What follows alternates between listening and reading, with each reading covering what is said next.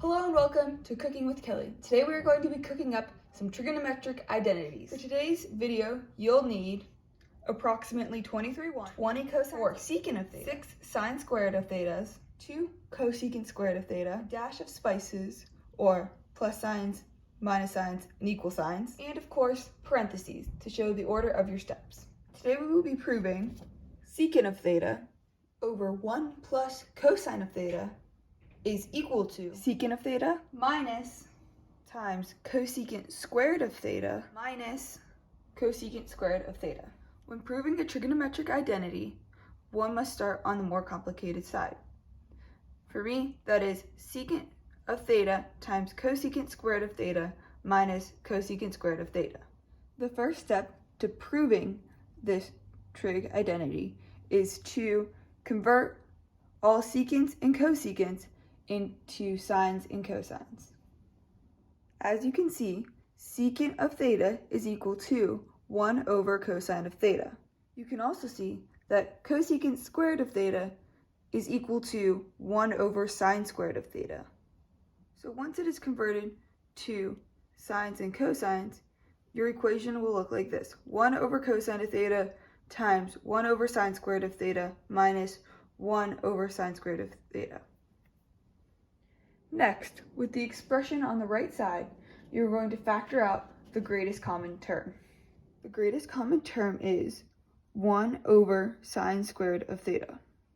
When you factor 1 over sine squared of theta out of this expression, you get 1 over sine squared of theta times the quantity of 1 over cosine of theta minus 1. In order to continue evaluating this expression, you need to subtract what's inside the parentheses. To do this, you need a common denominator. The common denominator is cosine of theta. Just a reminder, 1 is equal to anything over itself. Therefore, 1 is equal to cosine of theta over cosine of theta. Now, our recipe or expression reads 1 over sine squared of theta times the quantity of 1 over cosine of theta minus cosine of theta over cosine of theta. We are going to put this quantity in the oven to simplify it. Now that they have a common denominator, they will easily melt together. As you can see, the quantity has melted together to become 1 minus cosine of theta over cosine of theta. After our quantity has had time to melt in the oven, our expression has become 1 over sine squared of theta times 1 minus cosine of theta over cosine of theta. The next step is to multiply across.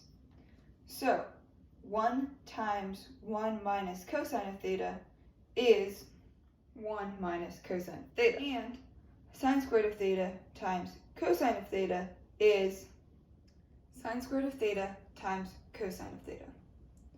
Our expression now reads 1 minus cosine of theta over sine squared of theta times cosine of theta. The Pythagorean identity of sine squared of theta is equal to 1 minus cosine squared of theta helps our expression to become 1 minus cosine of theta over 1 minus cosine of theta squared times cosine of theta. You might think that 1 minus cosine of theta and 1 minus cosine squared of theta could cancel out, but they cannot because of cosine squared of theta. However, 1 minus cosine squared of theta is the difference of two squares. So this expression becomes 1 minus cosine of theta over, open parenthesis, 1 plus cosine of theta, close parenthesis, open parenthesis, 1 minus cosine of theta, close parenthesis, times cosine of theta. Because all the quantities on the bottom are being multiplied, you can cancel out 1 minus cosine of theta on the top and 1 minus cosine of theta on the bottom. So you're left with 1 over cosine of theta times 1 over cosine of theta plus 1.